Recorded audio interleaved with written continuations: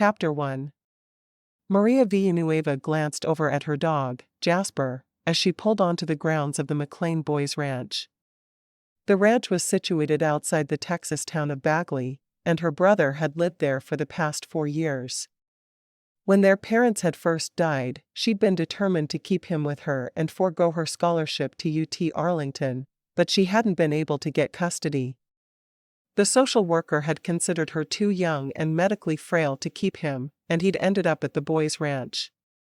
He loved it there, but she always worried because she'd heard a lot of stories about how kids were treated in foster care.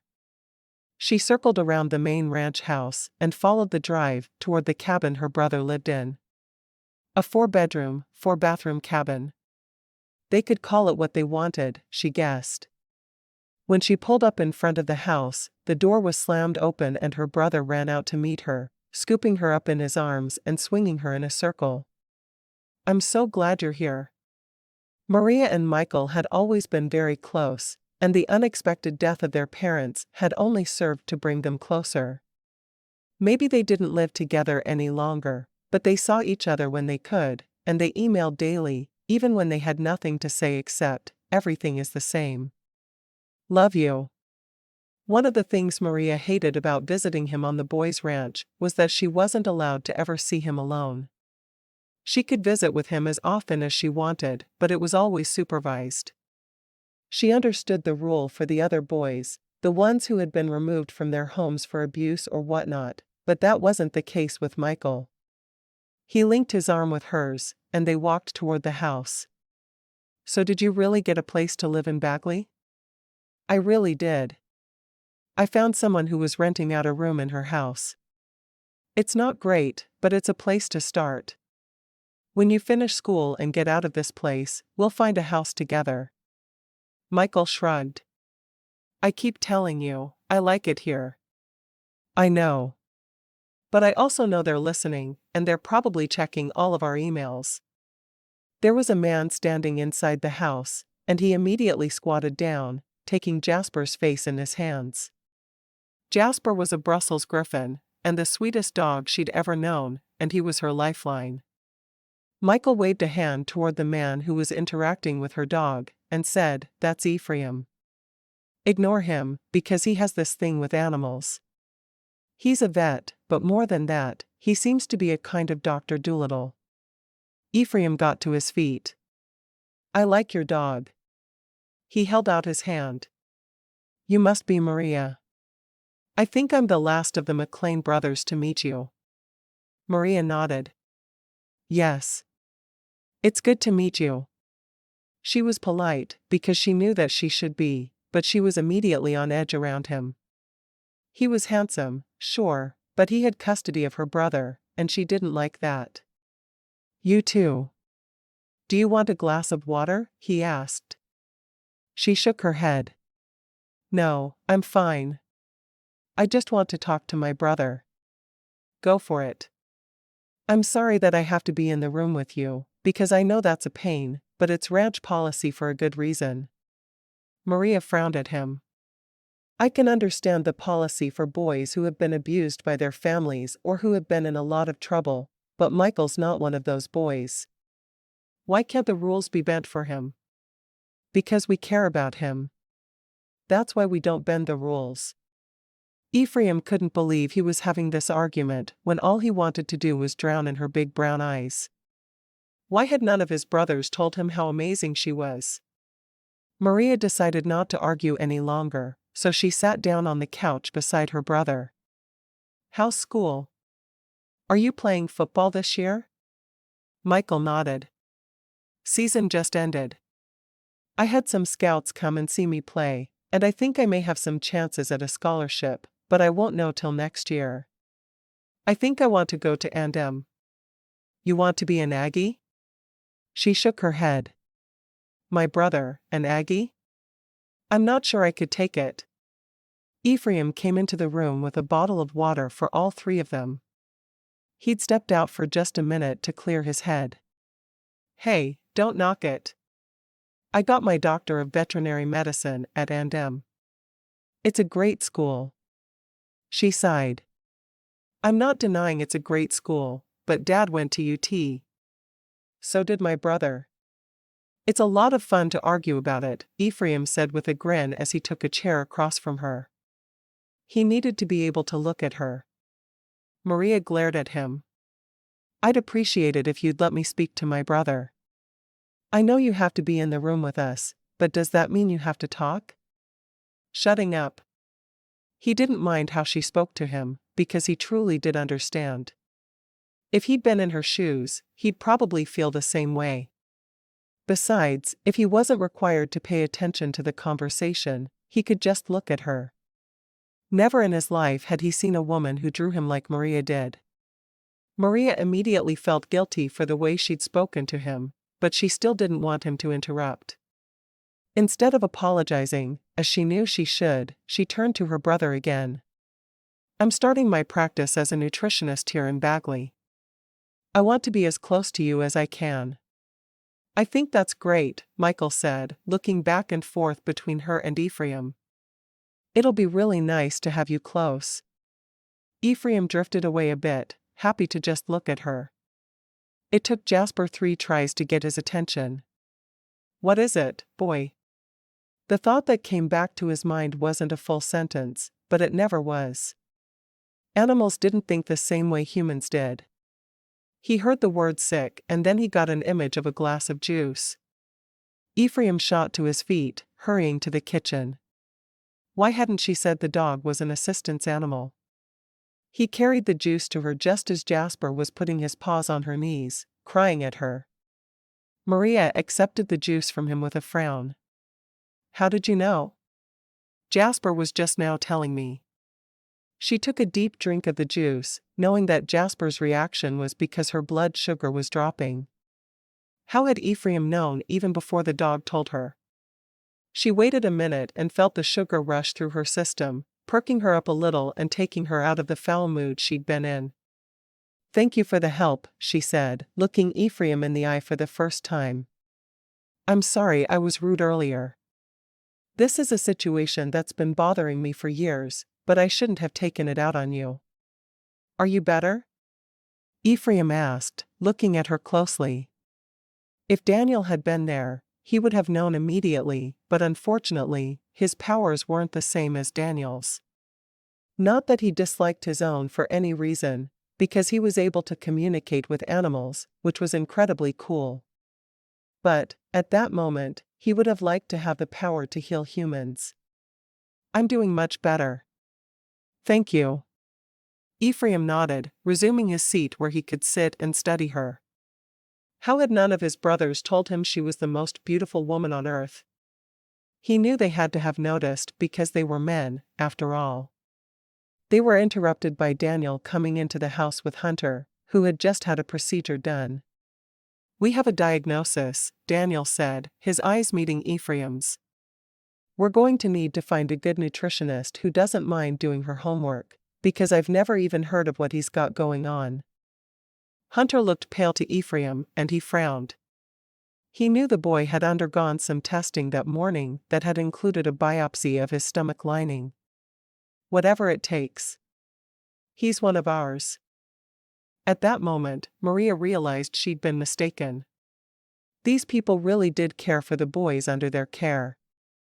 I'm a nutritionist, and I'll be opening a practice in Bagley on Monday morning. Maria. I didn't even notice you there, Daniel said. I need to not get so wrapped up in my patients. I don't mind helping if I can. That's not a bad idea. Daniel looked at Michael. We'll make an appointment with you for Monday, though. There's no need for us to take up your time with your brother. You two don't get to see each other enough as it is. He looked at Hunter. I want you to go lie down for a minute. I'm going to get you a heating pad for your stomach. Ephraim knew what that meant. He wasn't able to completely heal whatever was wrong with Hunter, but at least he'd be able to heal him from the residual pain after the biopsy. If you need me, holler. What would we need you for? Daniel grinned at him as he led Hunter down the hall, toward his room. The two of them had just taken over this group of 6 boys not 2 weeks earlier, and Daniel had sensed something was wrong with Hunter right away, but despite his abilities, he hadn't been able to do a single thing about it. Ephraim understood the level of frustration that caused for someone who was used to being able to help. It had to be maddening. Ephraim wondered what the diagnosis was, but he knew he'd have the answer right after Maria left. They wouldn't talk about one of their boys in front of anyone else, even if the person would quite possibly be the professional to help him. They had to agree on who would help him first. When Maria got to her feet an hour later, she felt much better. She looked over at Ephraim and looked into his blue-gray eyes. How was it all the brothers in the family had identical eyes? "Thank you for helping me." She fumbled in her purse for her new business cards. "If you call me Monday morning, I'll be happy to see him." "I'll do that." Their fingers brushed as he took the card, and he felt a zing of electricity shoot through his system. Maria shot him a look that told him she'd felt the same thing. She hugged her brother goodbye and left the house. "I'll be back soon," she promised. "Sounds great," Michael responded. As soon as she'd closed the door, he looked at Ephraim. "Where are the others working today?" "Benjamin has everyone out working on fertilizing one of the fields." Ephraim knew his brother was trying to prevent one of the mistakes he'd made recently, where he'd suctioned all the life out of a neighbor's farm. While he didn't want it to happen again, it had led to him meeting the love of his life and marrying her. All 4 of his older brothers had met the loves of their lives in the past 2 months, which meant he was next. And then it hit him. "Maria. She's mine." "Want me to take you out to the others?" he asked. Michael nodded. He loved the work they did on the ranch, and Ephraim was pretty sure he'd be one of the boys who stayed on the ranch to help with the work they did. He didn't know what he'd end up doing there, but it would be something. "I'll drive you out, and then I'll come back and see what's going on with Hunter. I hope he's going to be okay." Michael frowned toward the room Nick shared with Hunter. "You know Daniel's a good doctor, and I'm sure your sister is a good nutritionist. Between them, they'll get him sorted out." Ephraim started toward the door, leading Michael toward his truck. It would be faster to drop him there so he could come back and talk to Daniel. The look on Daniel's face when he'd brought Hunter back had really worried him.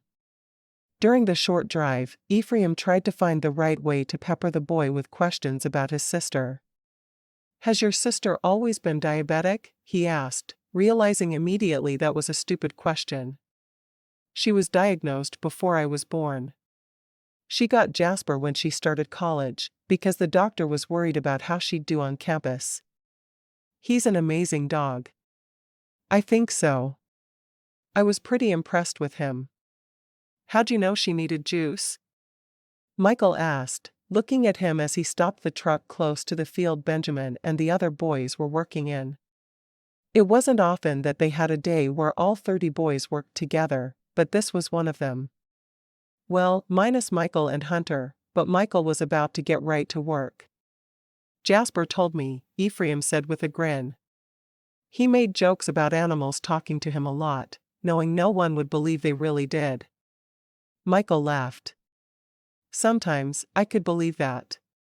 He jumped down and ran off to join his friends, obviously excited to get to work with the rest of them.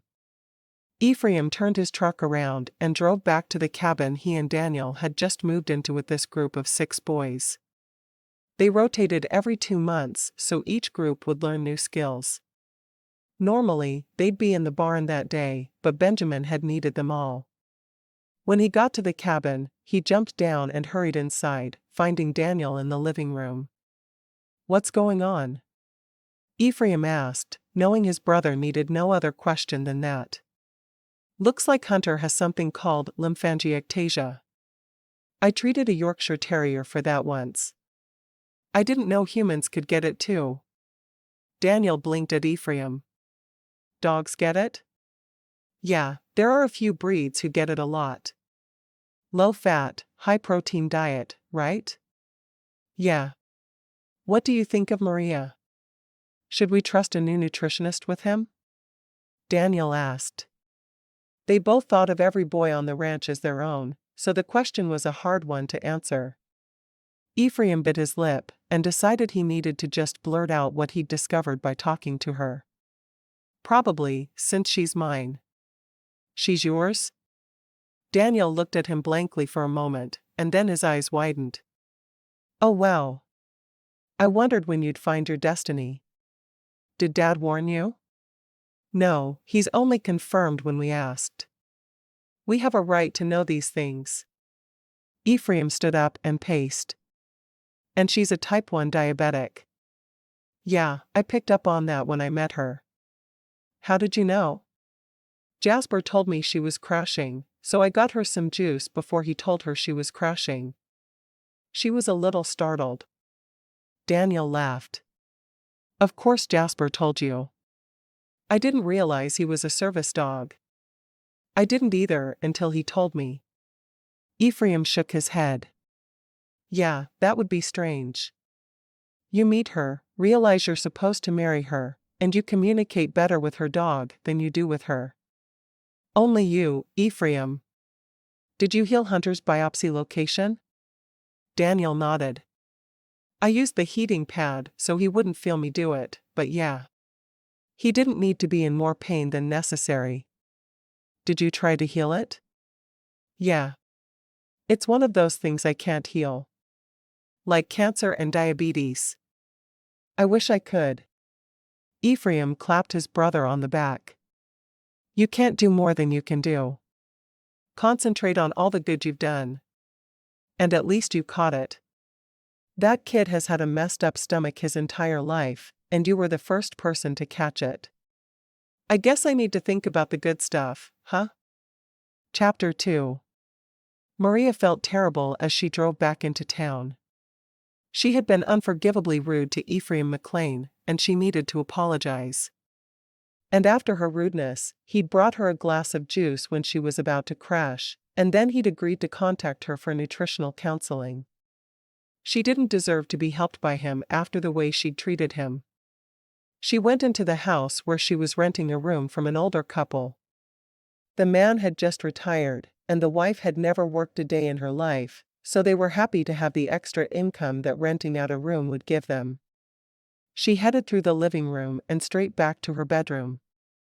They'd told her she was welcome to watch television with them any time, but she was more of a reader than a TV watcher.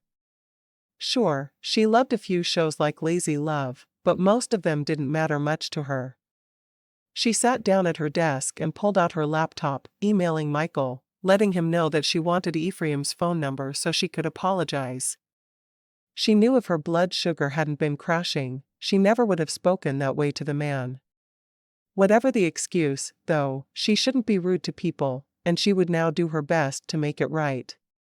Besides, the man had the most incredible eyes. She wanted to spend her entire life staring into them. Asterisk. The next morning was Friday, and Ephraim was up with the birds as usual. He loved to stand in the kitchen and talk to them as they landed on the windowsill. He couldn't do that when the boys were awake, because they already thought he was a little bit creepy with the way he dealt with animals. He had a big day ahead of him, needing to spay a couple of new cats that had roamed onto their property. They kept them all, because they needed the dogs and cats, and people liked to drive out into the country to dump them, and they just happened to be in the country, but he made sure they were all spayed and neutered. They didn't need an entire colony of stray animals. When Michael joined him in the kitchen 30 minutes later, the boy handed him a piece of paper. My sister wants you to call her. Ephraim looked at the piece of paper as if there would be a clue hidden in it, but there wasn't. She does? Yup. Michael dug into the fridge and pulled out a gallon of milk. I'm hungry. What time is it? 5:30 on a Friday morning during Christmas break. What are you doing out of bed? Have you lost your mind? Michael laughed. I like mornings. Always have.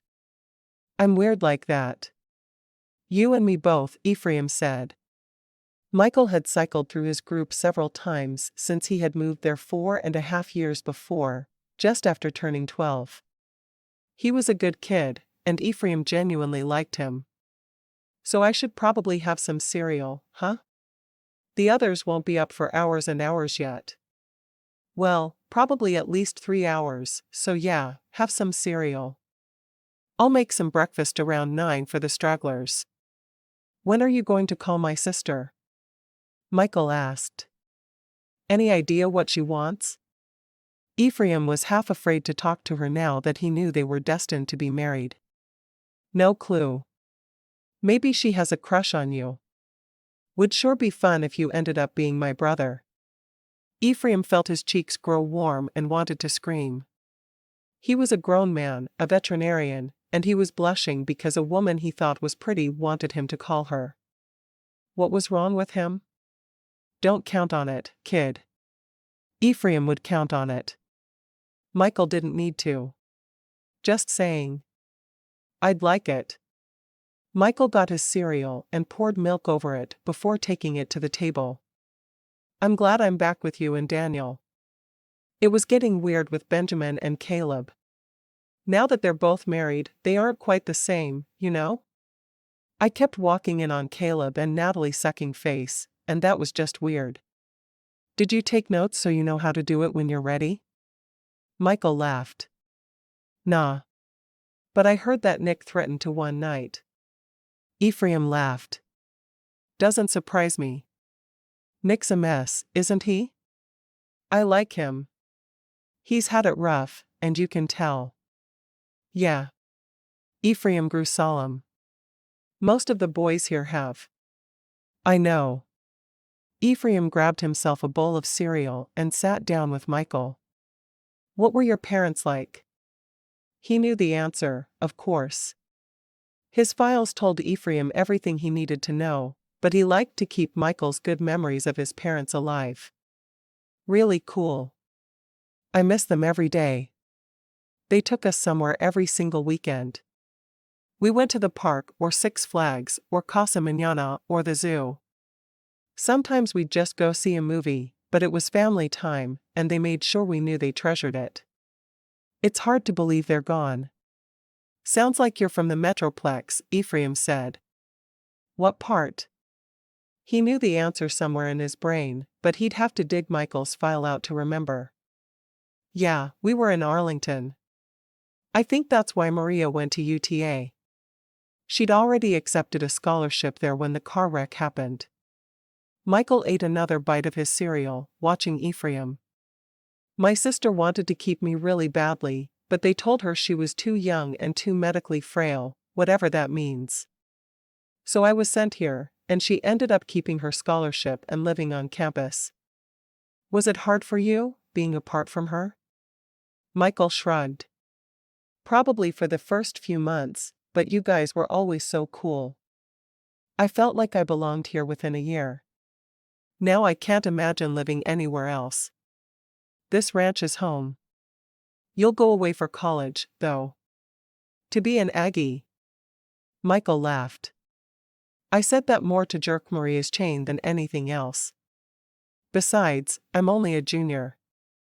I've got another year of high school to think about what I want to do after I finish.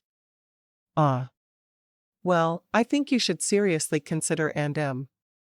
It's got one of the best football teams in Texas. True. I'm not sure if I want to play college ball, though. I mean, I know I'm a really good quarterback, but getting jumped on by a bunch of guys isn't exactly my dream job. Ephraim laughed. Yeah, I don't think I'd enjoy that much either. I played football in high school, but I was a linebacker. I got to be the one to jump on the quarterback. Michael grinned at him, slurping the rest of the milk from his bowl. What are we doing today? I have to spay a couple of cats. You want to come assist? Ephraim knew that it was always Michael's favorite thing to do, to assist in his little surgery. Yeah. You wouldn't mind? I need someone's help. You're as good as anyone. Sounds good to me. And maybe you can take me up to the big house for lunch, since it'll just be the two of us. Lillian likes to spoil me, you know. Mom spoils all of you boys.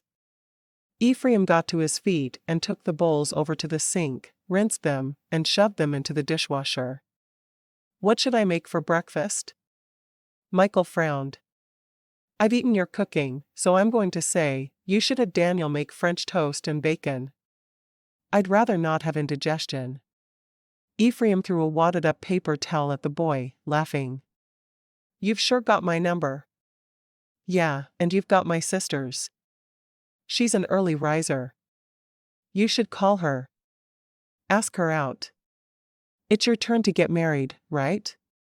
What's that supposed to mean? Michael laughed. Well, it's pretty obvious you guys are all getting married in order. Sounds like it's your turn. But that doesn't mean I'm marrying your sister. You might. Ephraim shook his head, wandering outside to sit on the front porch and make the phone call. He wanted privacy for this, whatever it was. He took a deep breath before calling her number, listening as it rang once, twice, 3 times. Hello? Maria, this is Ephraim McClain. Michael said you wanted me to call you. His heart was beating a mile a minute. He felt like he was asking his first girlfriend to the prom or something, which was absolutely ridiculous. Hi, Ephraim. I appreciate you calling me. I want to apologize for my actions yesterday. I was rude, and it's unacceptable. While my blood sugar played a role in it, I can't use that as an excuse, so please forgive me. She said the words quickly, as if they'd been rehearsed. You didn't bother me at all, he told her. I understand, and I'd probably feel the same way if one of my brothers was taken away from me. You're not supposed to make this easy for me, she said with a laugh. You should make me grovel or something. All right. Meet me at the diner for lunch today, and I'll make you grovel. Really, he didn't care about her groveling at all, but he did want her to meet him for lunch. I'm not sure. Why not? I'll bring Michael and one of the other boys. As soon as he figured out which one to bring, that was. Whoever ended up helping him out in the barn, probably. There was silence for a moment. I suppose I could do that. What time? He let out his breath in a whoosh. Let's say 1. I have a couple of surgeries to perform this morning, with the help of Michael. Michael? Really? I had no idea he'd be interested in doing something like that. He actually loves helping me. I see him with a profession with animals of some sort. Some of the boys love animals, but they shy away from being there when the animal is put under, or any time it's in pain really. Not Michael. He goes right into surgery with me and does everything he can to help. He's honestly my favorite helper on the ranch right now. Thanks for telling me that. I guess I see the ranch as some sort of a prison for those boys, but it's not, is it? Not if they see it for what it is. Most of them work with us to improve their own lives. They realize that by working hard and learning everything they can, they're bettering their lives. Not all of them enjoy the hard work involved here at the ranch, but most learn too. It really isn't the bad place you have it made out to be in your head. He frowned for a moment, and then made an offer that he might regret later. Why don't you come to the ranch today? You can shadow me and learn all there is to learn about it. Tonight is our weekly barbecue, so you can come and see everyone. I know you've met all my brothers, but have you met my parents yet? They have a huge influence over every boy here. I thought I was going to lunch with you. Come here instead. We'll have lunch on the ranch, and you can see what a typical day is like for the boys, when there's no school of course. It's different when school is in. What time would I need to be there? She asked. Really, I'd do anything to spend more time with Michael. If you get here by 10, you can help me with surgery with Michael. You could also go out and help spread manure on our fields, but I think what we're doing is a lot more fun. You make the boys work hard. This time she didn't sound like she was criticizing. It was a casual statement. The boys get paid for every bit of work they do here on the ranch. One of the things we're doing is trying to get them to understand the value of hard work. The boys use the money to buy each other gifts, or really do whatever they want. Some of them even save it. The boys at the ranch didn't need to save their money, because there was money immediately put into trust funds for them. Even the boys didn't know it until after they finished school, though. She hesitated for a moment. Yeah, I'll be there around 10. Do I go to the cabin where Michael lives? Please. We'll be ready to head for the barn then. All right. I'll see you then. Bye. He hung up the phone and thought about her pretty eyes. He would see them in just a few minutes. Sounded like it was time to shower and wear something without holes in it. He had lots of clothes without holes, but the stuff with holes was more comfortable. And he wasn't trying to impress anyone when he was working in the barn. Not usually anyway. Today, maybe he was. He got up and went inside, spotting Michael still at the table. I'm going to hit the shower. Your sister will be here at 10 to help us in the barn today. She wants to understand how the ranch works a little better. She's also going to stay for barbecue tonight. Really? That's awesome. Michael grinned at Ephraim. So, when are you going to ask her to marry you? Ephraim rolled his eyes as he walked off. But something inside him was screaming, soon. Very, very soon. Chapter 3. When she'd hung up the phone, Maria stared at it for a moment. Ephraim had accepted her apology a great deal more nicely than he probably should have. She had insulted his family, his job, and his very way of life. But to forgive her so quickly, to act as if there had been nothing to forgive, that was good breeding. The kind of breeding she absolutely had not expected from the McClains. Going to spend a day on the ranch would probably be a great thing for her to do. Getting to know the men who cared for her brother and seeing the things they did on the ranch on a daily basis would help her to understand why Michael liked it so much. And it sure wouldn't hurt her feelings to spend the day with the handsome Ephraim McClain. All of the McClain men were downright sexy, but Ephraim was the cherry on top of the McClain sundae. The fact that he got on so well with her brother and her dog made her think he might be worth getting to know. No one had ever been able to fool both of them. She finished her morning coffee, stood up, and washed her cup out carefully. She wouldn't make any extra work for the Andersons if she could at all help it. It was enough they gave her an inexpensive place to stay. Walking back to her room, Maria dug through her closet, trying to find the right thing to wear. What was one supposed to wear to help perform surgery on an animal? Asterisk. Ephraim was ready and waiting in the living room of the house at 10:15. Breakfast dishes had been washed, put away, and most of the boys were on their way to do some more work on the fields. Ephraim had kept Hunter and Michael with him, knowing Hunter would probably need light duty until they got his lymphangiectasia under control. Michael and Hunter, at 16 and 14, weren't the best of friends, but they went to the same high school in Bagley, and the boys got along very well. They didn't really have a choice. Michael looked at Hunter, a worried expression on his face. I think you might need a Lillian day. Ephraim had wondered the same thing. Often when the boys were under the weather with something Daniel couldn't instantly heal with his touch, they would spend the day with his mom. She pampered them and treated them like royalty, and everyone was better for it, including Lillian, because she enjoyed the boys so much. Ephraim looked at Hunter. Is that what you want? No one would have a problem with it if you spent the day with my mom. She'd treat you like a prince. Hunter grinned. I'm honestly not feeling any worse than I was before the biopsy. I felt bad on the way home yesterday, but Daniel was right about the heating pad. As soon as he put it on me, I was better. Well, stay with me this morning then, but if you feel worse later in the day, you just have to say so, and Lillian will use her magic momness to help you feel better. Hunter laughed. Magic momness? If that describes anyone, it sure is Lillian. He grinned at Ephraim. I'll let you know if it's too much, and then Lillian can rescue me from my life of toil and pain. Get a grip, Hunter. We're not marrying you off to the handsome prince.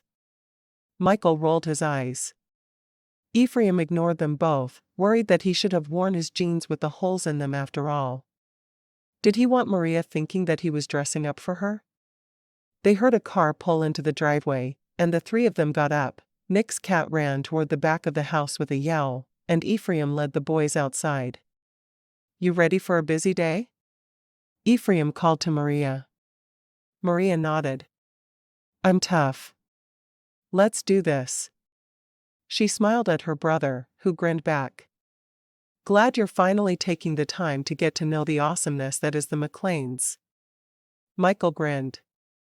Are we driving or walking? Ephraim looked over at Hunter. If you're feeling up to it, it would be good to walk. If you're not, we'll drive it. Hunter rolled his eyes. I told you I feel fine. I was born with that limp thing I can't pronounce. It's not like I'm worse than I was yesterday, just because I have a diagnosis for it now. Besides, even Daniel hadn't ever seen it, and he's a doctor. I guess we're walking, Ephraim announced. Normally when leaving for the day, they'd all grab a couple of bottles of water, but he had everything they needed in the barn. It was his home away from home, after all. Maria fell into step beside him, and he kept his voice low as he talked to her about their day. I'll be spaying 2 cats today, because we have enough kittens on this ranch already. The boys are used to helping me with this kind of thing, and I order them around. I'm not going to change how I talk to anyone just because you're there with me. Good, she whispered back. I want to see the ranch how it really is, not how you think I want it to be. We don't put on acts for anyone. What you see is what you get here. He stopped at the barn and opened the door, walking toward the small surgery attached. Jasper can stay with you, but make sure you control him at all times. I don't want you without him, but he might not like what we're doing in there. All right. May I have a moment with him? To try to explain? He hadn't meant to phrase it that way, but it was what he'd do. You're going to explain what you're doing to my dog? Maria looked over at Michael, who seemed to be taking everything in stride. Did the McClains often say things like that? Yes. I'm good with animals. He didn't wait for her permission, instead crouching down to be at Jasper's eye level. Ephraim took the dog's face in his hands and locked gazes with him, explaining with his thoughts exactly what would happen. Jasper sent back understanding, so Ephraim stood up. He'll be fine. Maria thought he was crazy, but who was she to say? All right. After that, Ephraim started barking orders at the boys, who had obviously been part of this before. Get me the first cat. He looked at Hunter, who hurried away to do what he was told. Michael was in the surgery with him, automatically setting out instruments. Maria had never seen her brother so focused on anything. She couldn't deny that she was very impressed. By noon, they'd finished both operations successfully, and the cats were sleeping in cages. Time for lunch, Ephraim announced.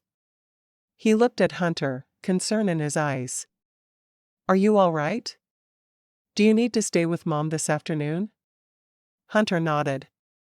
I'm probably okay to keep going, but a Lillian day sounds really nice. Then that's what you'll get. Ephraim looked at Maria. My mother is making us all a quick lunch, and then 3 of us will come back here to continue working. These boys are putting in men's hours. Maria wasn't sure if she was impressed or a little worried about what was expected of her brother. Yes, on their days off of school, they do. It not only keeps them out of mischief, but it gives them incredible on-the-job training that they couldn't get anywhere else. Michael has put in enough hours and gotten enough experience to be a veterinary technician. He knows whether or not a job in the veterinary field would be something he wants. He also knows how he feels about ranch work of all sorts. He could go off and be a farmer tomorrow because he's learned enough to do so. Ephraim shrugged. He's a bright boy who is ready for life. Life won't happen to him, because he will be writing his own destiny. Maria was shocked into silence for a bit as they walked, Jasper close to her side. And if he wants none of those things? What if he wants to be a doctor? He's gotten great experience with the medical field as well. Trust me.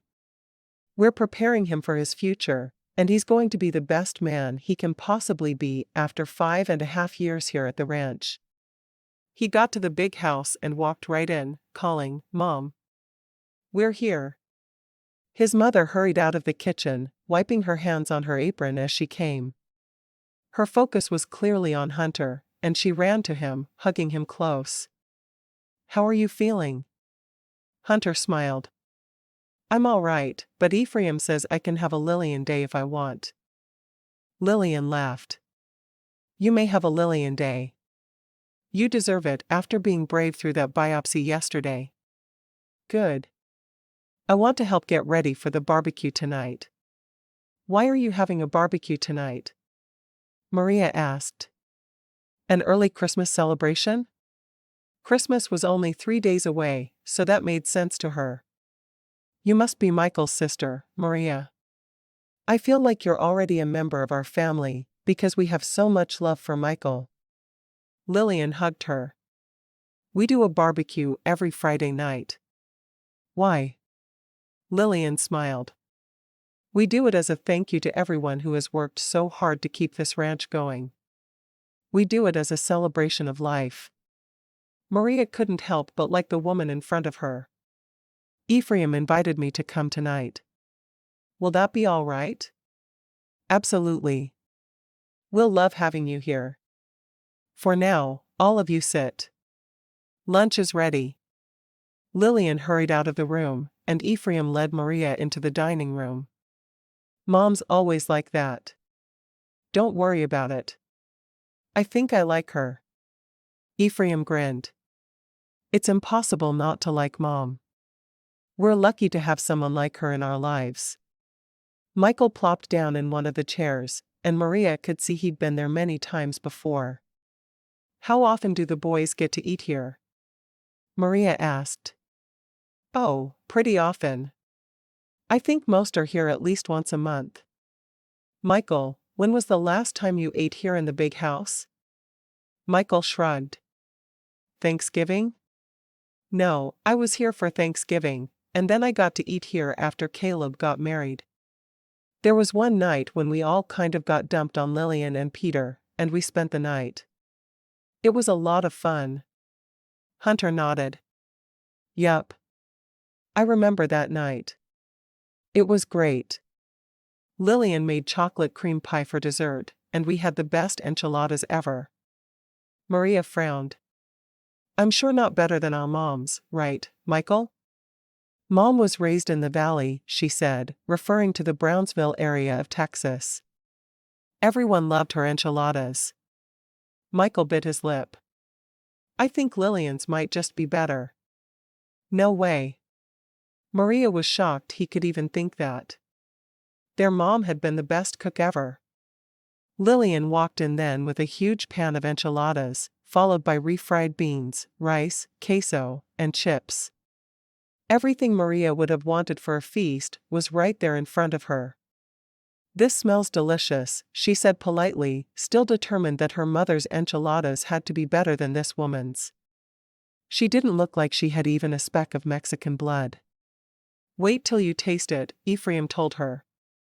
An older man who had eyes identical to all of the McClain brothers walked in then. "You made enchiladas," he said happily, catching Lillian by the waist and kissing her in front of everyone. Lillian swatted his hand with a bit of a blush. "We have a guest." He looked at her and smiled. "You must be Michael's sister, Maria. We've heard wonderful things about you. I'm Peter McClain." "It's nice to meet you, Mr. McClain." Maria was surprised she was the only one he considered a guest. The boys didn't live in their home, but they were obviously very welcome in it. "Peter. There are too many McClains around here to stand on formalities." He sat down at the head of the table, and while she watched, every head at the table bowed their heads for a prayer. Maria bowed her head as well, pleased at the faith this family displayed so openly. As soon as the prayer was over, she looked over at her brother, who was happily filling his plate. He had good manners, a positive attitude, and he always had a smile on his face. This place really was good for him, as surprising as that was to her.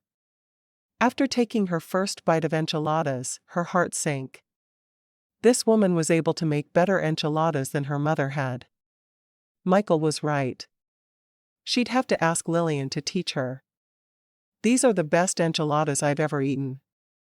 I didn't think anyone could make them better than my mother. Lillian smiled.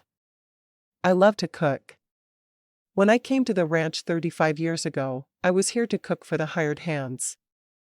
Maria frowned at that. I didn't think the ranch had hired hands. I figured that was why you worked the boys so hard. Peter laughed softly. This ranch is financially stable, I promise you that. The reason we work the boys so hard is because it gives them the ability to do hard work. We're teaching them to be the kind of adults they will need to be.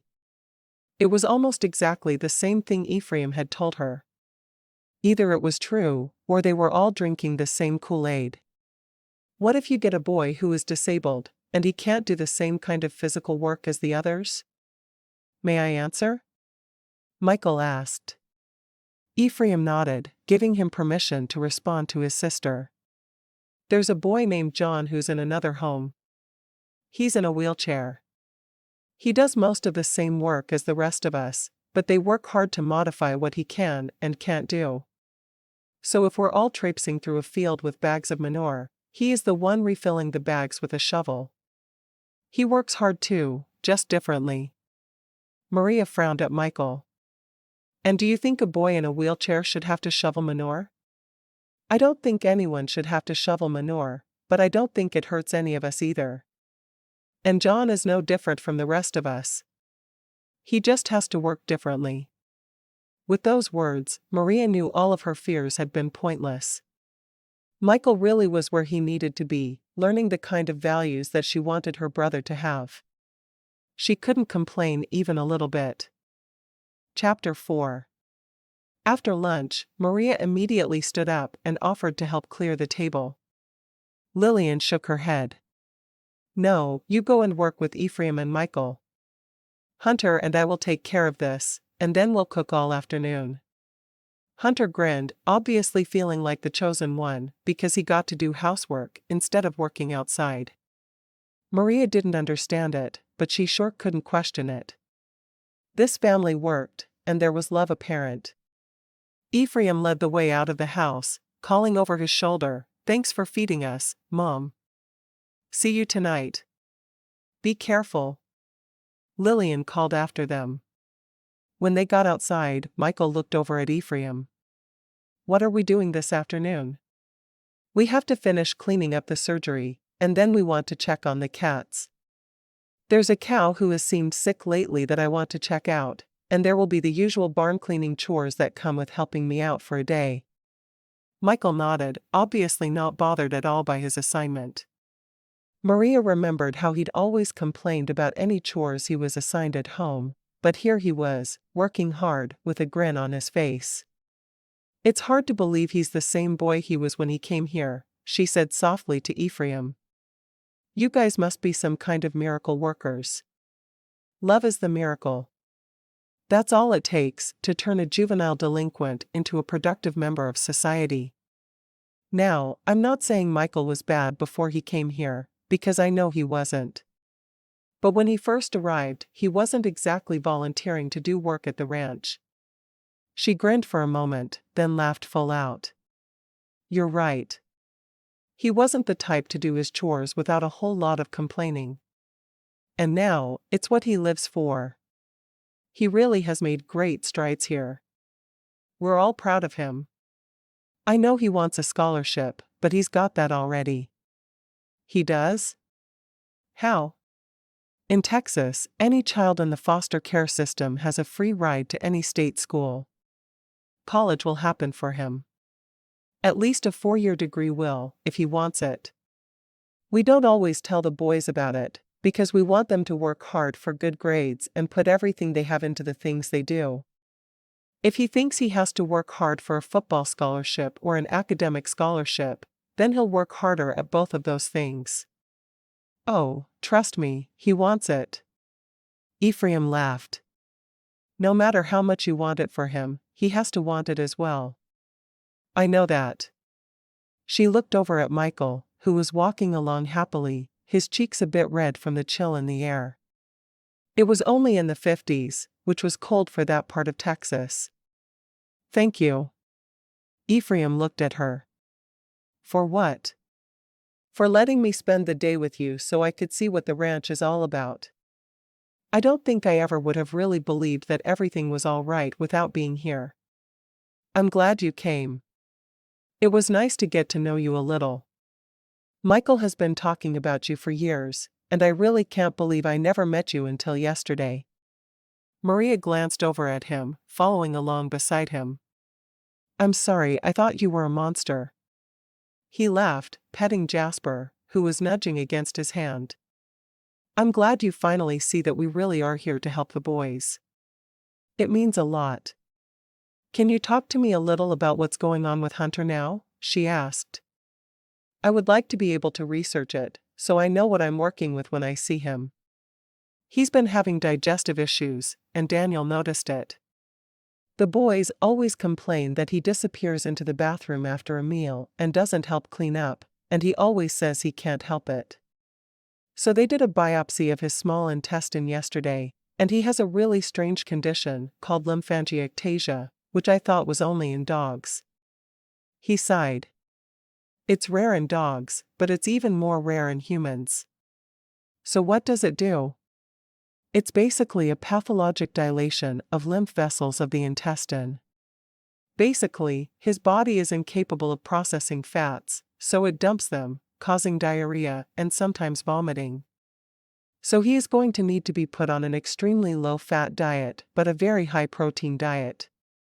The protein has to be high-quality protein, and as low-fat as possible. He has been told this, but I'm not sure he quite gets what it means for him. Daniel and I discussed that we probably want the whole house on the diet to begin with. It will help him adjust better until he learns to make the correct choices for his body. So you really want me to work with him, but also create a diet for the entire house full of boys? She shrugged. That works for me. I'll enjoy working closer with you. As soon as the words were out of her mouth, she realized how they sounded, and she felt the heat rising into her cheeks. With all of you. Ephraim caught her slip of the tongue, but he didn't respond to it. His dad had given him a look, confirming that she was the woman who he was destined to marry, if he married at all. It was odd, but their dad could always see the perfect person for them to marry. No one else was quite right for them. The chosen one still had the ability to say no, of course, but so far that hadn't happened. Not long term, anyway.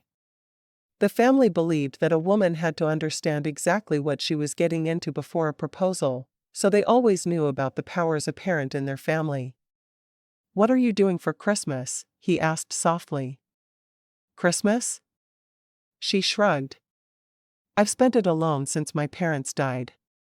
I didn't think it was right for me to try to intrude here. Spend it with us this year. We'd love to have you. Daniel is marrying Sunday evening, and he and Claire will disappear for a bit. We'd love to have you come over Christmas morning. His parents were planning to come and help out as well. The bad thing about them marrying was that it messed up the living arrangements for them. Really? I wouldn't bother anyone if I came? Well, you'd bother me, but not the way you mean. No, we'd all love to have you. The boys like looking at pretty girls, and I sure like having you around. His family had always taken dating very seriously, because there was no point in just running around getting close to people they'd never marry. He had little experience with girls as a result, and none with someone he wanted to marry. How could he? You think I'm pretty? She felt like an idiot as soon as she asked. She wasn't 12 years old anymore, and she didn't need to be fishing for compliments. "I think you're the most beautiful girl I've ever seen, and if it wouldn't be awkward for you, I'd like to take you out. I don't want you to feel uncomfortable though, so you just let me know." Maria felt the heat rising into her cheeks.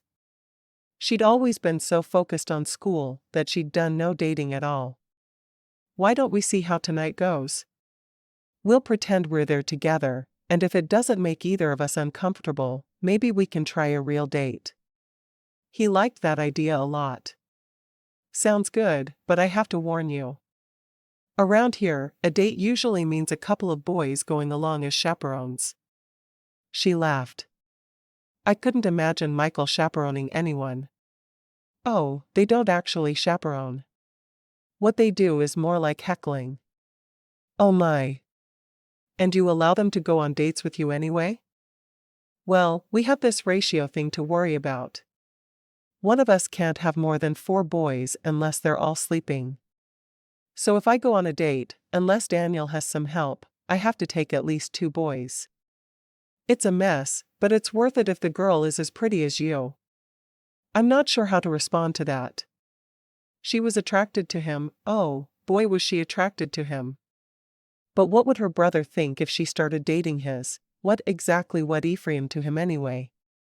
A counselor? She didn't know, but whatever it was, she needed to find out if it would bug Michael. Because if it didn't, she had a feeling she was all in. And she wouldn't have to have the diabetic conversation with him, because he'd already figured it out. How had he figured it out? "Can I ask you something?" she asked, her mind going down a different path. Ephraim looked at her, opening the barn door for her. "Sure. What's going on? How did you know my blood sugar was crashing before I did?" He sighed. "Jasper told me. I read animals better than anyone you've ever met. But you didn't even know he was an assistant's dog." Ephraim frowned. "You know, this is a conversation we need to have in private. Without Mr. Big Ears over there listening in." "I don't have big ears," Michael responded from across the way. She frowned but nodded. "As long as you plan to tell me whatever it is that told you what was happening. I need to understand. There's a lot you need to understand if you're going to date me. We'll talk as soon as we can." When that would be, he had no idea. He wondered if he could sneak out after lights out that night, or maybe he could beg her to visit him there in the house. That might work. "Do you have to be home at a certain time?" She shook her head. "No, I'm an adult. The elderly couple who I'm renting a room from really don't seem to care when I come or go as long as I pay the rent on time. Don't get me wrong, they're nice people, but they've raised their kids. Would you be willing to talk to Daniel and me after lights out tonight? I have a feeling Claire will be there visiting as well, and it might take all 3 of us for the conversation we need to have." He thought about inviting Frank as well, but rejected the idea. Frank had a calming aura that he projected when the boys were getting upset. He'd stopped many fistfights. It was going to be easy for him to eventually tell his girl, because he could just calm her. "Yeah, I can do that." Maria looked at him, trying to figure out what he wasn't telling her, but she couldn't think what it could be. Michael walked over. "We're wasting daylight, Ephraim. What are we going to do next?" Ephraim laughed. "Let's check on the cats, and then we have a sick cow." "Well, someone told me she was sick, and I haven't had a chance to check on her yet." "All right." The 3 of them went over to the cats that had been spayed and checked on them, noting that they were both still sleeping. "It might be another hour or 2 before they wake up," Ephraim told them. "Now let's check on our cow." He walked over to the only cow in the barn at the moment, looking at her, focusing all of his energy on speaking with her. "What hurts?" The vision she sent back was a leg injury, and Ephraim knelt down beside her, putting both hands on her leg, trying his best to heal her with his touch. It didn't always work, but usually with animals he could at least make them better. Michael copied his motions and knelt at her other side, his hands going to her other leg. Ephraim was surprised by Michael's movements, and about to tell him to stop, but the cow kicked back at the boy, knocking him down. He calmed the cow as Maria went to her brother. "Is he all right?" he asked. "I don't know," Maria said, her voice panicked. "He's unconscious, and his head is bleeding." Before even looking at the boy, he was on his phone calling for Daniel. "Get someone to cover you. Michael's hurt." "We're in the barn." "On my way." Daniel hung up, but there was no doubt in Ephraim's mind his brother was on his way. "Let me look at him," Ephraim said softly. He didn't have the healing touch with humans that he had with animals, but thankfully Daniel did. He knelt down at Michael's head, his fingers probing the cut on his head. "Michael? Can you hear me?" When there was no response, he saw that Maria was crying softly. "He's the only family I have left. I can't lose him." "You won't. Trust me. Daniel's on his way, and you've never seen a better doctor. I hope he hurries." Maria knelt beside Ephraim, her hands holding one of her brothers. Daniel walked in to see them kneeling that way, and his eyes met Ephraim's. "I have to do what I have to do." Ephraim understood and nodded. "Everything will be explained tonight. Remember that, please," he said, his eyes on Maria. Maria frowned, but she watched as Daniel put his hands over her brother's forehead, and the small cut not only stopped bleeding, it disappeared completely. She put her hand over her mouth in surprise, but she said nothing. Daniel kept his hand over the injury, and within a minute, Michael was waking up.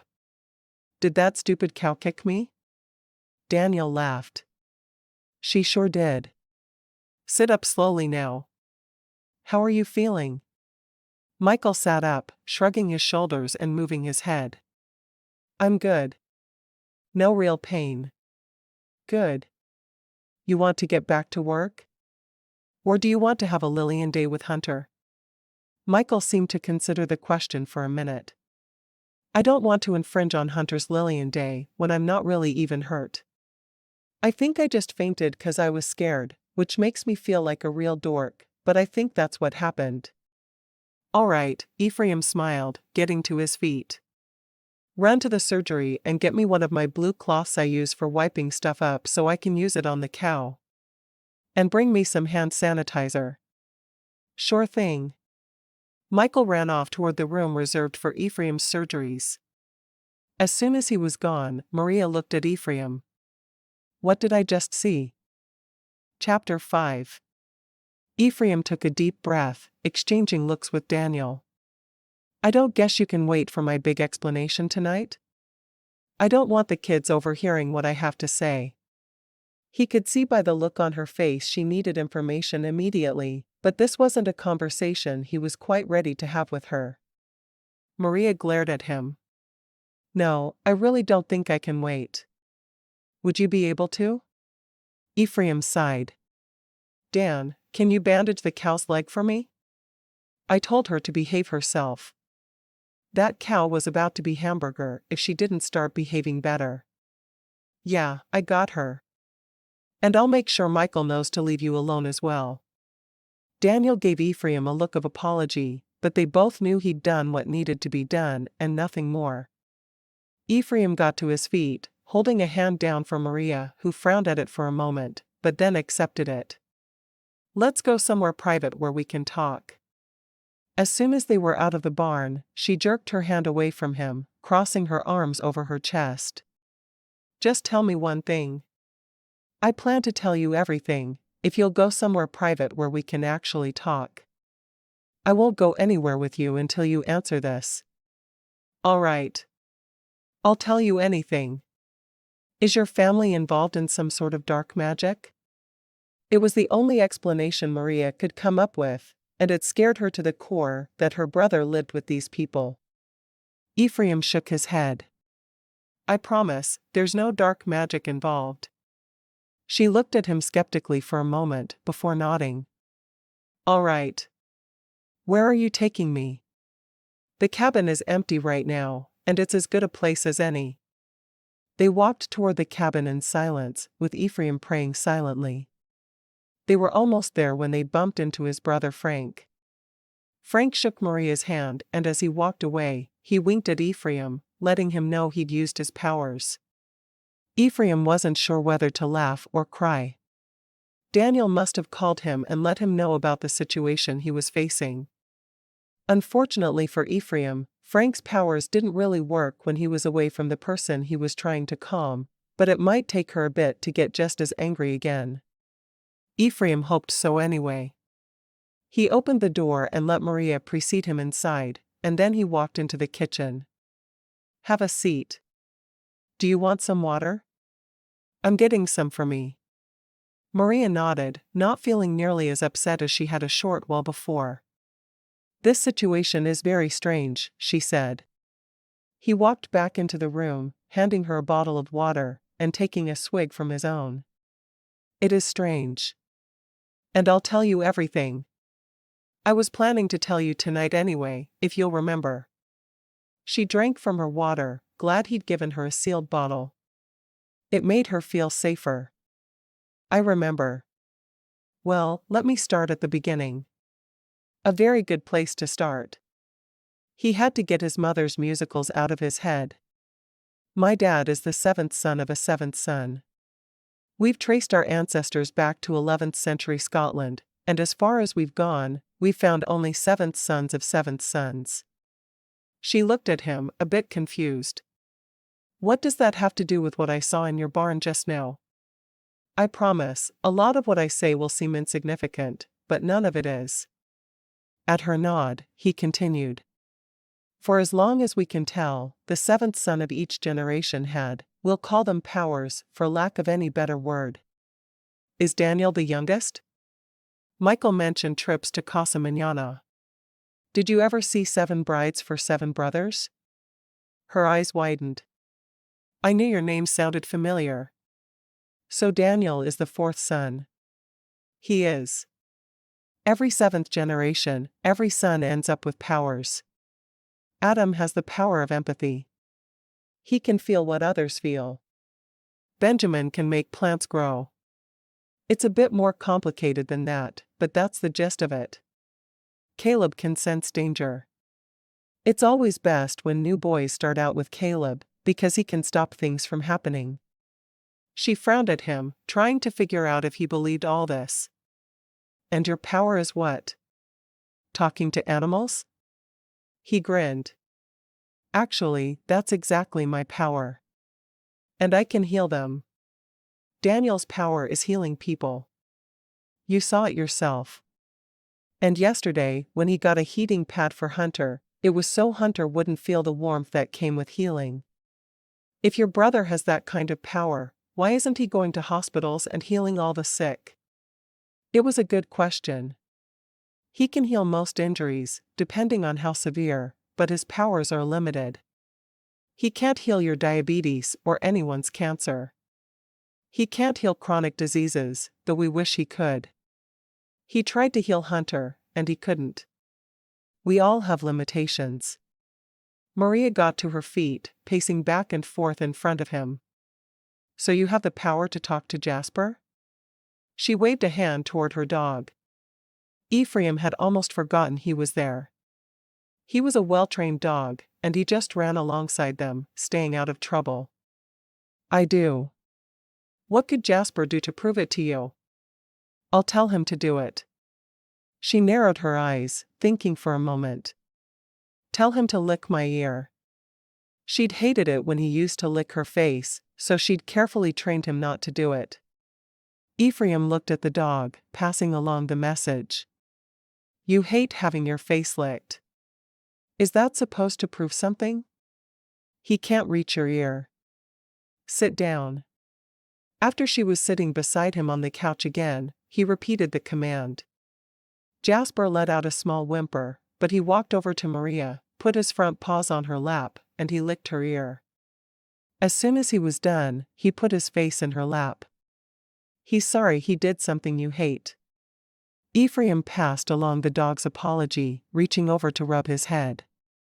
"Good boy, Jasper." You did good. Maria stared at the two of them in shock. What else could you have him do? Lots of things, but he's not a circus performer. I don't think it's fair to keep making him do things for us. Whether he had the ability to make animals do something or not, it wasn't right to constantly make them. Jasper had already proved his point. She nodded.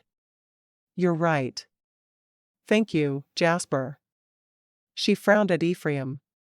What about Frank and Gideon? Frank has the ability to calm people. He has this aura he sends out making people feel better. He's great to have around on a ranch like this, where boys sometimes get into fights with each other. And Gideon? Gideon is special. He has a small amount of all of our powers. He'll inherit the ranch, and he'll need them all. She sat back for a moment, stunned. It was all hard to believe, but she'd seen demonstrations of his and Daniel's powers. Your dad has a power? Yeah, Dad's a precog. He sees things before they happen. He didn't tell her that he saw the future wife for every one of his sons, because that might make things just a bit strange for both of them. And how was he supposed to go about telling her that they were destined to be married? Just too weird. So you're telling me that your family has these amazing powers, and instead of using them to get rich and take over the world, all of you simply run a boys' ranch in the middle of nowhere, Texas? Actually, we're in Bagley, but nowhere isn't far away. She glared at him. Really? He sighed. None of us want power in the sense you're talking about. Yes, we want power, but we want power to help people. We think love can heal anything, and these boys, these wonderful boys, they all need love. Everyone needs love, but not everyone thinks they can change the world with it. Most people are wrong, then. Because here at this ranch, we're changing the world. One boy at a time. One hug at a time. One smile at a time. Maria thought about everything he'd said. She'd seen huge changes in her brother, who hadn't really even been a troubled boy when he'd come there. She couldn't imagine the changes that would take place in one of their normal kids, who had trouble before he got there. So if I believe you? Then what? Then we go on as we were. I want to get to know you better, Maria. I think you're a beautiful woman, and I want to get to know all of the special things about you. He took both of her hands in his, turning to her fully on the couch. Please, at least try to go to the barbecue with me tonight, and we'll see what happens from there. She frowned for a moment, but then nodded. I will. It might be the biggest mistake of my life, but I will. You don't sacrifice virgins under a full moon, do you? Nah, we save that kind of thing for the quarter moon. It's more fun then. Maria couldn't stop the laugh that bubbled up from inside her. Well, I'll be sure to stay away during quarter moons, then. What kind of moon will we have tonight? He shrugged. No idea. I don't keep track of those things. It's not my job to capture the virgin, you see. He got to his feet. Your brother probably thinks I'm here putting moves on you. We should get back to the barn. Why would my brother think that? Ephraim frowned. He shouldn't have said that. He keeps trying to get me to date you. He does? Maria's eyes were wide. I had no idea he cared about my social life at all.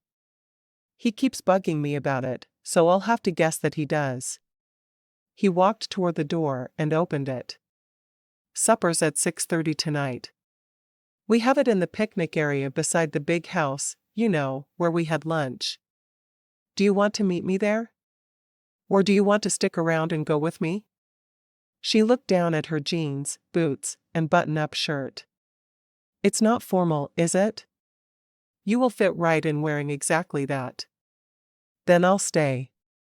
More time with Michael. And more time with Ephraim.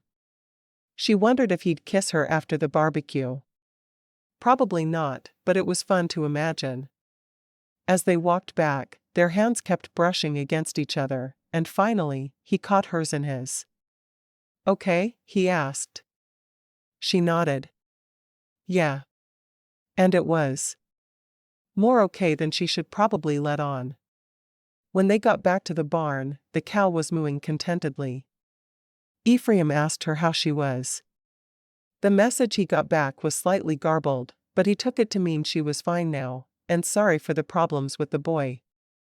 He made sure she knew the boy was fine, and they moved on to the cats. They're just now waking up, Michael said, taking one out of its small cage. Danielle said it was okay if I held one and looked at her stitches. It sure is. Do you know what to look for? He went on to explain how to look to see if a cat had infected stitches, explaining what they'd do if some of the stitches were infected. Of course, he'd healed them enough that it would be as if it was a day or two after the surgery, so he knew they were both fine. Maria watched him with her brother and felt her heart flutter in her chest. How many people in this world were that kind and loving to children who weren't even their own? If this wasn't an act, and she'd find out from Michael if it was, she could see her heart going somewhere she might not be quite ready for it to go. There was something awfully special about Ephraim McClain. Asterisk. Maria found a moment she could speak with him later, while they were walking toward the barbecue. Is Ephraim the same when I'm not around as he is while I am around? Michael nodded, shrugging. Yeah, all the McClains are the same in front of people or without people watching. They're really cool, and you need to stop worrying that they're going to kill me or something. She frowned. I'm not worried they're going to kill you. I'm worried Ephraim is going to run off with my heart, and I'll never be the same again. Well, you sure act like it. I thought you were pretty rude yesterday, but Ephraim was super cool about it. He said he understood, and he might act the same if his brother were at a place like this. Michael grinned. I can't imagine a better place to grow up, though. If I can't live with Mom and Dad, then I'm so glad I landed at the McClains. He hurried up to walk beside his friend, Jose, who was also his roommate. She frowned as she walked alone for a few steps, but then Ephraim fell into step beside her. You're getting predictable. Ephraim laughed. You're like a magnet to me. I feel like I'm drawn to wherever you go. If I'm a magnet, then you're a giant refrigerator, she mumbled under her breath. He threw back his head and laughed. I sure hope so.